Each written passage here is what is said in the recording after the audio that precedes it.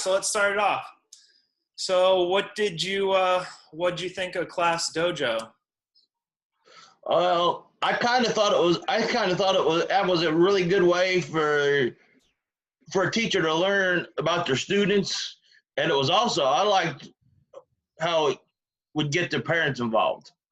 You could send out so that they can, especially for younger kids, because I thought this was more for a younger classroom, probably elementary school. I didn't, I kind of thought it's not really set up real good for because that's what I want is like high school, middle school. Middle school wouldn't probably be too bad either, but high school I think the kids would kind of, I think it'd be a little bit, boring for them. Yeah, I agree. I have that in my notes under limitations. It might not be effective with high school age kids. You might even be able to use this with ninth graders or 10th graders, but I don't know if it would work for maybe 11th graders or seniors in high school I could, ready to graduate. They might not buy yeah, the system. I could maybe see special ed in high school using it, because of the avatar and that kind of stuff really might get them into it a little bit. And it would also get the parents involved.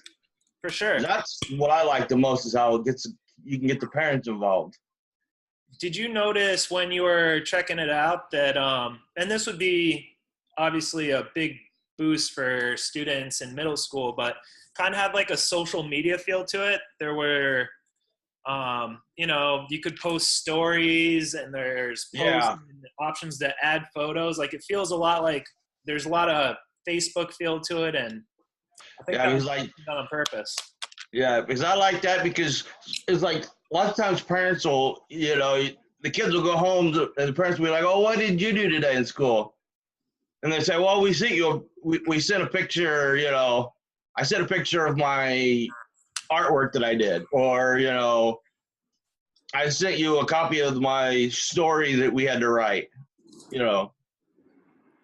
It's a good way I think that's a really good way for the parents to kind of get involved. They could, like maybe one of the parents to say, "Oh, I read your story. I liked your story you post. They got posted, or something like that." Yeah, no, it was definitely. I would say for me, one of the biggest pros was that it was an easy built-in way to contact parents if you have that information. Yeah. For me, one of my things is I don't really believe in using a token economy in the classroom. So I just think it's a little too much for myself personally to manage. So I like to more build relationships, and do that kind of thing. So one of the biggest benefits of this system, I think, is the fact that there is a built-in token economy and it's easy to keep track of that. But I still don't think I would use it because that's not my teaching style. Well, I definitely wouldn't use it for that because my theory on the way they got that set up for token economy, it's you might get a student that he comes in and within the first 5-10 minutes of class has already acted up a couple times and you've taken stuff off and he sees on his screen that his avatar is turned colors or whatever, and that he might just kind of give up and say, "Oh, forget it, I'm done for the day. I've already screwed today up, so who cares? I'll just not even participate and all that kind of stuff," because you know what I'm saying? Yeah, you definitely need to set it up well, and you definitely have to work around figuring out how to motivate those kids that kind of become shut off from everything. Did you? I'm sure you saw the portfolio portion. I like that there was a cool way for students to kind of show off their work to other students. That was I like that. I really enjoyed and thought, besides the contacting of the parents, I think it's a cool way to kind of get kids proud about what they're doing. Yep. The one other big limitation for using Class Dojo is that my school uses Google Classroom and uses a lot of the Google platform, and I feel like there's a lot of overlap. Yeah, that's kind of the way I was too, because I've been in a few classrooms at some schools that's what they use is the Google Classroom. And to me, this is almost identical to the Google Classroom, except for this has got a few things that the Google Classroom doesn't have. But the things that it's got that the Google Classroom doesn't have are kind of minimal. They're not main things. Yeah, I mean, I feel like if you aren't looking to really use a token economy, or if you're not within that age group, I feel like the Google platform is kind of like a more grown-up adult version of Dojo. Well, but plus the other one that I looked at was the teacher kit. Yeah. And I kind of thought that's what that was too. It was kind of a little more of an advanced version of the Dojo. Cool. Yeah, I have like one of mine that I kind of felt like there was, a relationship to Class Dojo, but it was definitely different. So we'll definitely get into those other apps in a second. So let's wrap up our Class Dojo discussion. Final recommendation: is this something that you think you're going to use in the classroom? To me, I probably wouldn't use it because I'm looking to try to teach social sciences in high school and possibly middle school. So I probably wouldn't, because it's kind of a little bit more kiddie, for the high school age. They need something a little more advanced. Fair enough. Yeah, I think I wouldn't use it per se, but I would be open. Maybe since I am going to be a special education teacher, I might look into using some of the, I might experiment with using it at some point if other systems aren't working. But one of the other apps that I looked at that I'll tell you about in just a few minutes actually is a better behavior tool. So yeah, I didn't think this was a great for the behavior, for the behavioral tool, because it's just like, because really all you were doing was pushing and deducting points and giving them points and stuff like that. One thing I did like was that you could put on a praise anonymously. Somebody could go in and say, hey, I like this or that, and not, if they didn't want to put their name down on it, they could. Are you saying student to student? Student to student. The parents could do it, but that was one thing I noticed was that you could, when you would put a comment in on something, you didn't have to. You could do it anonymously, is what it said. Yeah. And and there's some of those kids out there that they might not want to say, hey, let somebody know, for some reason might not want to, because there's, especially in the younger age, they might be too shy to say, especially if it's a boy or a girl or something, that, oh, I liked your avatar, or I liked your story. They might be a little shy at putting down who it was. For sure. So that's a cool feature. So I think we're both in agreement that while there are some really nice features of the platform, that a lot of the things that are really important to us are also available on Google's platform. And for the age kids that we're teaching, it might make more sense to stick with the Google platform. And nothing against Class Dojo. It looks great, but I don't know if that's the one that either of us would choose. Yeah, I think I kind of wonder maybe if this wasn't out there first and some of these other ones kind of followed it up and just kind of added on to it type of thing. I'm not sure if this was maybe one of the first ones that come out or something. Possibly. All right. So now I think we each did two other applications, and I don't think we chose the same ones because I kind of want to be able to just spend like 5 minutes on each of these. And so if you want to run down one of the ones that you looked at and give me the benefits and the limitations and keeping in mind how it might help manage behavior, and then we'll switch off. I'll do one, you'll do the second one, I'll do the second one, then we'll look at them all. And Yep, that sounds good. cool. The first one I did was called Teacher Kit. Mm-hmm. Like what I said, it kind of almost seemed like it was an upgrade to the dojo, to the classroom dojo, because it added a few extra features. It didn't have the avatar, so it was more built for, it was a little bit more built for older kids. Mm-hmm. And it had a lot. It had a lot more in the teacher tools too. Where you could go in and do some more stuff. So what It had like a seating chart and that kind of stuff you could do. Nice. And like what I said, it's a little bit better program for middle school and high school. Because it's not just awarding points. Teachers got it when they award the points, they got to put comments in, saying, when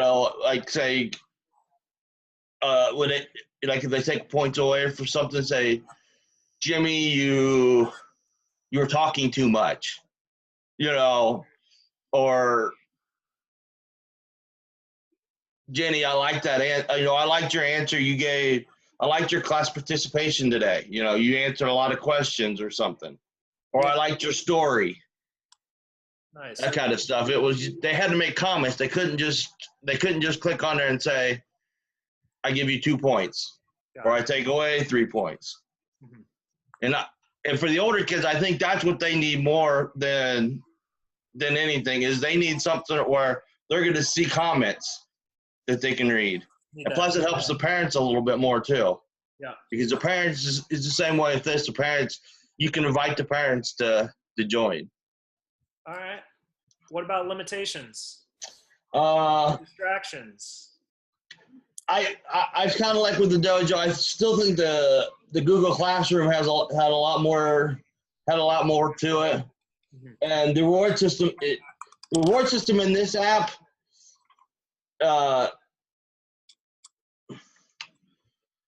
It was a little harder to set up.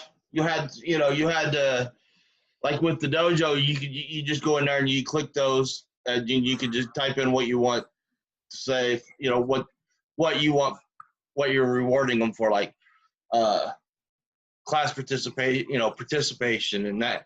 With this in here, you had to do a lot more. It was a little bit more complicated in setting up that kind of stuff. Okay.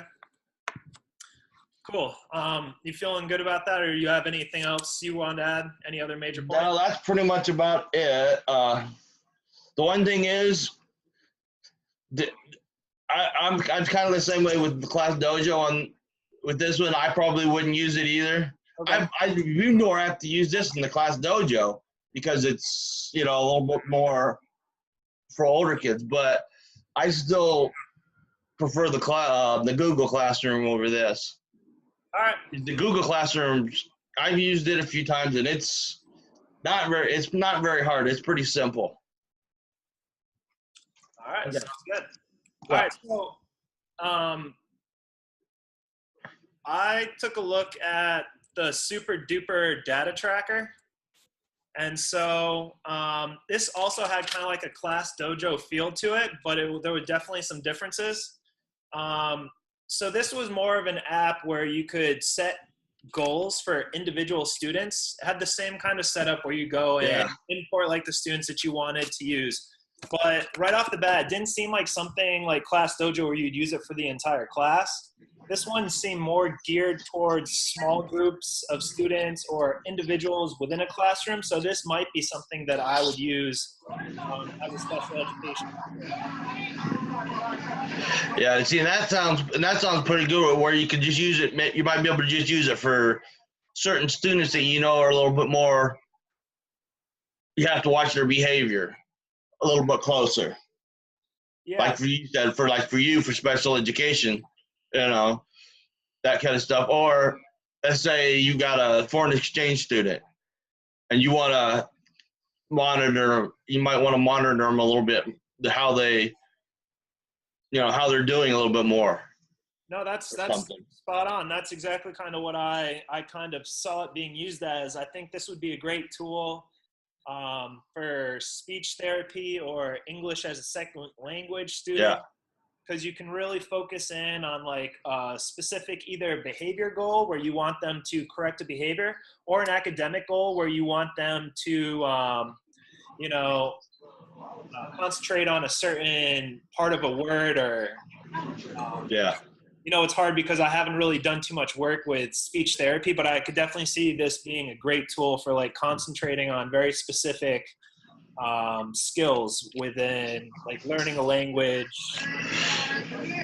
Yeah. And sometimes some, like my little nephew, he's just dyslexic, and he learns better when he sees stuff on the computer. He learns,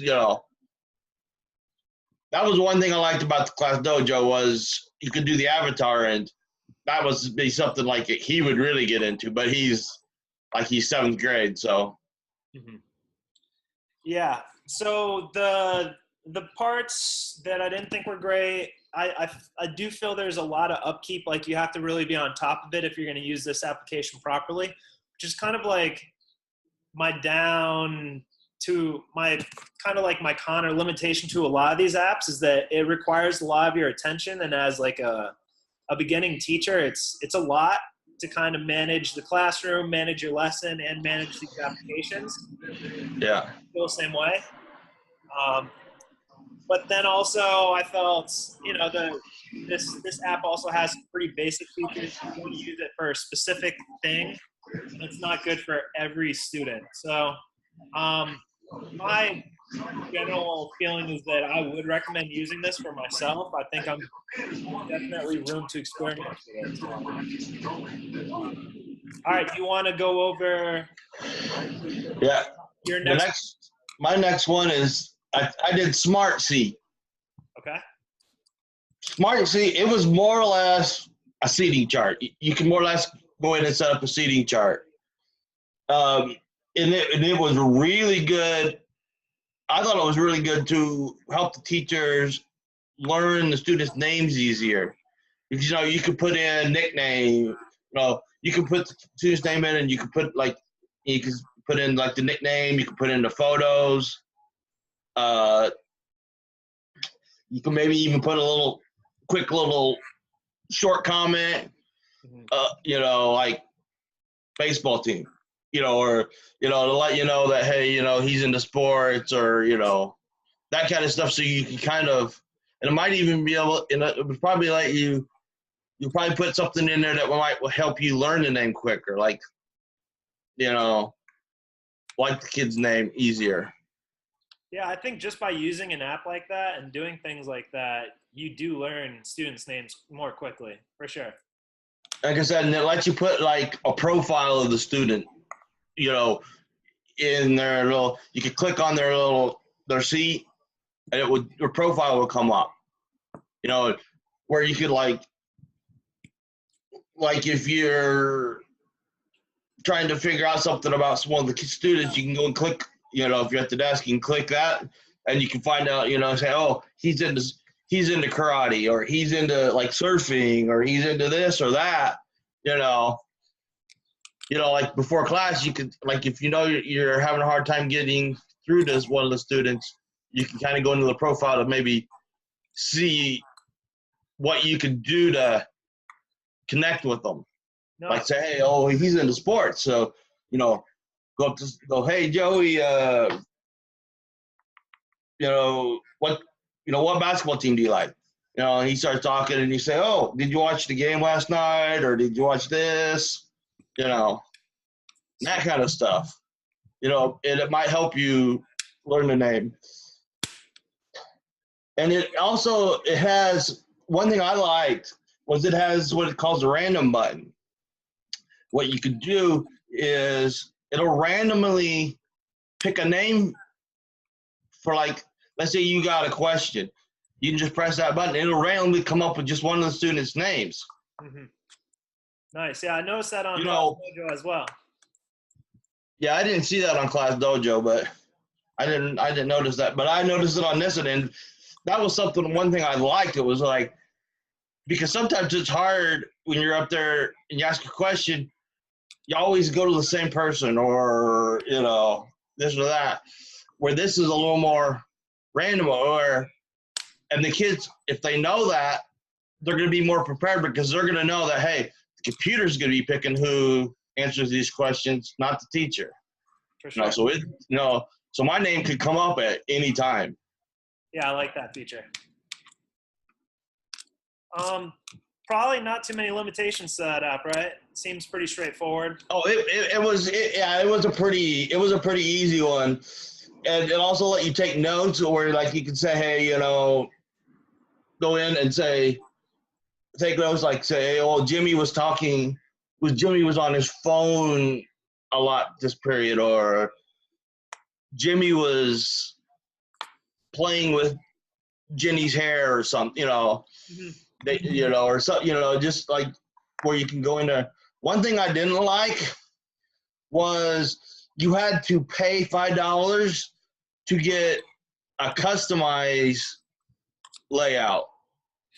And that was one thing I didn't like. To get their upgrade, it was more or less to get an upgrade, you had to pay $5. And I thought that was I didn't really care for that. Yeah, but that was it. What? Basically, just the cost of it. Yeah, well, and one of the other things I didn't like was you can only put it on one device. Mm-hmm. And let's say you put it on your laptop or your Chromebook or whatever, and it crashes, you've lost it. Yeah. You can't download it into the cloud, or you can't put it on another device. It can go onto one device. And like what I said in conclusion, I think it would be a good app to use, like to start a year off, to kind of so you can learn the kids' names and this and that. But that's what I would use it for, more or less. And what I feel like if I got it going, I would probably, within the first 3 or 4 weeks, after I've got the kids' names, or even first couple weeks, it would probably go to the wayside for me. For sure. But I think it would be a real good app to get started. Yeah. Absolutely. Because it didn't really have much on, where you could go out and you could say, hey,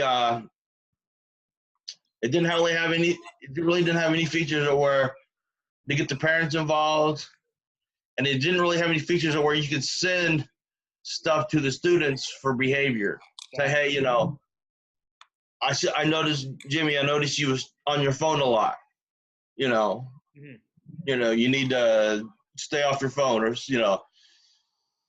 and the students really didn't. There wasn't really much for the students in this app. All right, fair enough. Yeah, that's pretty much it. So we got about 6 or 7 minutes left. So I'm gonna quickly go through my last one, and then we'll go through and we'll make some final thoughts, comparing and contrasting all these together. Okay. So the second one I did was the Best Sand Timer app, and it's just like your seating chart app. It's exactly what it sounds like. It's a digital sand timer, essentially. So I like that it's it's a clean display, and some students might struggle with being able to tell time, but you really can't struggle even if you can visualize seeing how much time. So that's one thing I really like about it. It's colorful, so it's attractive. And as a teacher, if you play your cards right, you can make it fun to kind of race against the sand timer. Yeah. Yeah, go ahead. Yeah, I've seen a few apps like that. There's one that's, I'm not sure what it's called. It's got like a bomb, and it lights a fuse. And then the shorter the fuse gets, the louder it gets. And then like if at the very end it kind of explodes. Yeah, that's cool. So yeah, I've seen a few of those kind of apps like those. Mm-hmm. There's a few out there. There's something like that. But that sounds like that's a pretty good one. Yeah, no, this is definitely good if you can, as a teacher, set it up to kind of make sure you're, you know, not stressing your students out, but kind of motivating them to stay on track. The Yeah. only limitations is that you have a limit of 60 minutes with this app, which I don't think would really be a problem most of the time. No. And it might actually be a distraction for some students if you have ADHD or something of that sort. It is very Yeah. stimulating, and it's they're bright neon colors, and there is that stand timer component, which isn't very exciting, but you could definitely get distracted with. Yeah. It almost sounds like it would be a good app to, like, let's say you're giving them group time for 10 minutes, 15 minutes that you can set, and they can sit there and they can keep track of, like, okay, we got 5 minutes. Yeah, we got 10 minutes. We got 3 minutes. That almost sounds like, but that sounds like that would be good for something like that. Kind of like a transition, especially if it made noise at the end when the time runs out. Yeah, there's definitely an alarm feature to it, which is nice. Yeah. All right, so we've gone through all of our applications here. So, it seems like, and correct me if I'm wrong, but it seems like ClassDojo kind of is like the most universal platform that we looked at. There were parts in, what was it called, the first app that you talked about? Teacher Kit. Yeah, it seems like ClassDojo has like all of the elements of both the super duper data tracker and the classroom kit. Yeah. But it's kind of geared towards a different age group, and we're both not really sure if it has a place in their classrooms. Yeah, I kind of wonder if maybe the Teacher's Kit and the other one weren't maybe upgrades, that came later, that somebody did say, hey, I like the ClassDojo, but we need to add this or that to it. Yeah. Made up their own. And then the other two apps, the Sand Timer and the seating. Smart Seat, yeah. Yeah, those both just seem like really good tools that you could kind of incorporate really easily. So I think those are both really good ones. Yeah, I think those would be a little more something you could just use off and on, not, you wouldn't have to use all the time, especially the timer one. Yeah, I feel like if you're using ClassDojo, that's kind of like what you're basing your classroom around, and that's a really big part of your everyday. Yeah, if you use something like that, or Google Class, or. Yeah, for sure. I feel like there's ways to Google's platform has a lot of the features that ClassDojo has, and I just feel like it's on a more grown-up scale. So I think we're both in agreement that that's kind of how we feel. I think that's a little more of a grown-up, a little more of an older kids, because the Google Classroom, it still lets the parents be involved and that's kind of stuff, just like the ClassDojo. Yeah. So yeah. Well, you have any final thoughts about any of this? Anything else you want to say before we? No, not really. All right. Awesome. Well,